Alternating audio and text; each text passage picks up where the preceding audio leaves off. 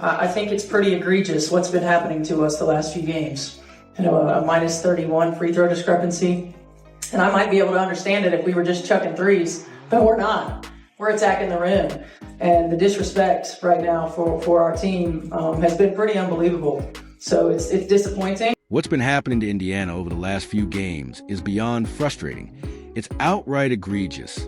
A minus 31 free throw discrepancy doesn't happen in a vacuum, especially when the Fever aren't settling for jump shots, but relentlessly attacking the rim.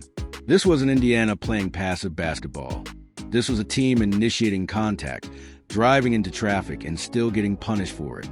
The lack of balance, the lack of consistency, and the sheer disrespect shown toward this group made it clear something was off. When the same physicality is rewarded on one end and penalized on the other, the game stops being about basketball. So why don't you think you were able to find any flow? And when that was the case, what are you trying to do to jumpstart things, maybe on the defense? Well, it's hard for us to find flow when there's a foul call every 10 seconds. I mean, it just really is. And when they're at the free throw line, we can't get up and down the floor. And that's a challenge. They were much more aggressive and physical defensively. We didn't counter that with our off-ball actions or with our back cuts. So they took us out of our comfort zone. I mean, offense is about rhythm, it's about timing, it's about spacing. We allowed them to do that, and they kept us from doing it. After Indiana stunned Las Vegas by stealing Game 1 in Vegas, the entire tone of the series shifted.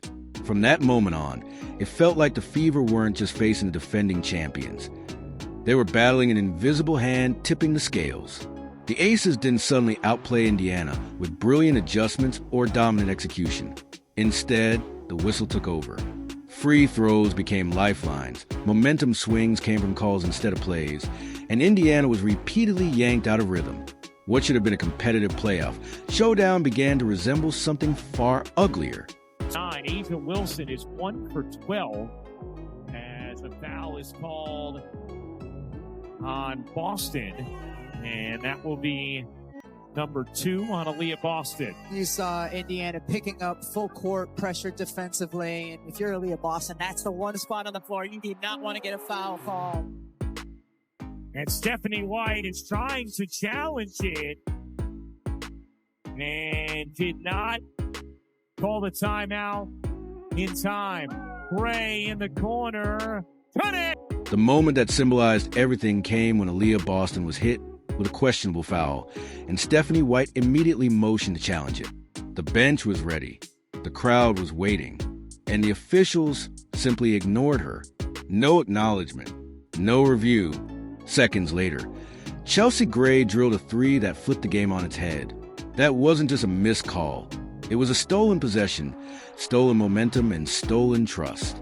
Gamebridge Arena erupted, and within minutes, clips flooded social media as fans pointed to that exact sequence as proof that Indiana was never getting a fair shake.